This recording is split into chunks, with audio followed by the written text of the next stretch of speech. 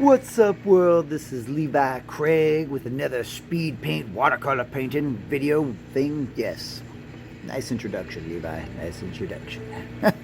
Anyway, this one is of Spawn. I love Spawn. I think it's probably my favorite comic book character. I know it was a bad movie, but I really like the '96 version of it too. It was I enjoyed it thoroughly. Anyway, so as I do with my paintings, I just start off with a rough sketch, then I erase it with a kneaded eraser, and now I'm busting in with that explosion in the background and jumping right into the Violator. Violator is such a cool little monster. I've loved the way his jaw kind of dislocated, kind of like a Venom almost. Like, yeah. Either way, it was cool looking head going on, and I wanted this composition to kind of show like the Violator and the clown and monster form above Spawn, because you've got kind of like he's this character that's just tormented by his demons, and in this case a literal demon. So getting in with more details with this, I wanted to push green quite a bit. So in the background I'm pushing the red explosion, yellow to orange to red, so that the contrast on the Violator and on the clown and on Spawn kind of is a little, how do I put this? Words are escaping me. Emphasized? I think emphasized works. So like the complements and really create a nice contrast to each other. And contrast is really just emphasizing differences. Like you create kind of like divides. So that red makes the greens really stand out. But anyway, I've been playing around with this Violator for a minute because there's a lot of details going on. With his teeth and whatnot, I had it like as a light blue, and I wanted to create a shading technique with the purple and green. And I have like the center point of the canvas kind of being determined by a light green, like Spawn silhouette is all being pointed out now with that light green. And then I'm having that dark green bleed into it, so it kind of looks like almost like a cave.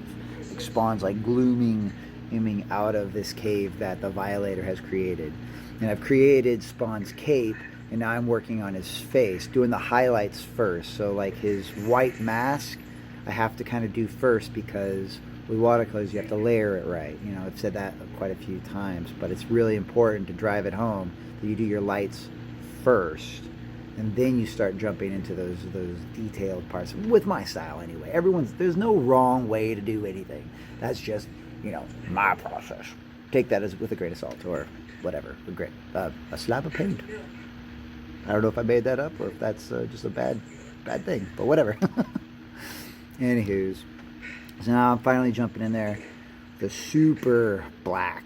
I don't use black often, but I'm starting to get used to it. So I'm going black to purple for Spawn's mask, which turned out pretty fun. I've been enjoying using black more and more of late. When I was learning painting, kind of just self-taught, I wanted to avoid black because I kind of feel like there is no true black. Everything is just like a very dark color. Like even my coat, for instance, to me is more like a dark green and some blue, but it's all black, right?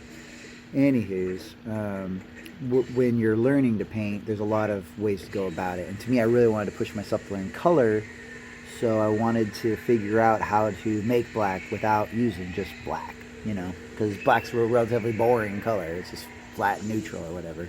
But anyway, I've been enjoying using it in this degree because it really creates a super dark contrast against my super vibrant style. And it's nice having, you know, some things that really emphasize elements, like with Spawn, his super bright cape, and I got that super bright purple and that super bright green all around. It's nice having like another element of just contrast to create some definition, you know, because I really want Spawn to stand out as like the focal point of this piece. And usually I try to make the focal points like a bright yellow or something really bright. In this case, I'm going very dark because, you know, it's Spawn. He's the Hell Spawn. He's the general of Hell's army. All that gloom and doom. But I'm jumping in there on the Violator clown version face, kind of playing with this. I guess it's a size. I keep on saying the weird things, but from Artist Loft, it's a size 0 brush. Looks like that. But Yeah, I'm playing around with his face. Now I'm doing the background a little bit more, that yellow to orange to red, getting in all that detail. I've laid down on the clown before that light blue for his hair, and I let that dry, and then I'm getting back, touching back over it and creating the silhouette or the definition with that red again, and then blowing on it like I do to create that splattering effect. I was debating for a while doing some splattering on the shoulders of the Violator, but I just guess I decided just instead to splatter a little bit of black, because I kind of felt that as I was going, it just really didn't stand out enough against that yellow explosion background.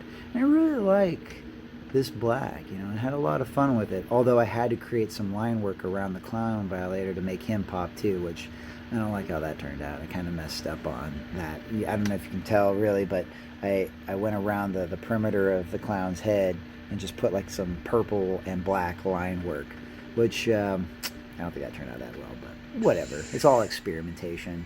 I'm pretty pleased in general with how this piece turned out. Sorry it's a little foggy on the screen. I guess the camera had a little bit of a fingerprint on it. But that's the finished piece. I really hope you guys learned a thing or two and enjoyed it. And please check me out on Facebook and Instagram and all that jazz, and I'll see you guys on the next one. Have a great day, guys.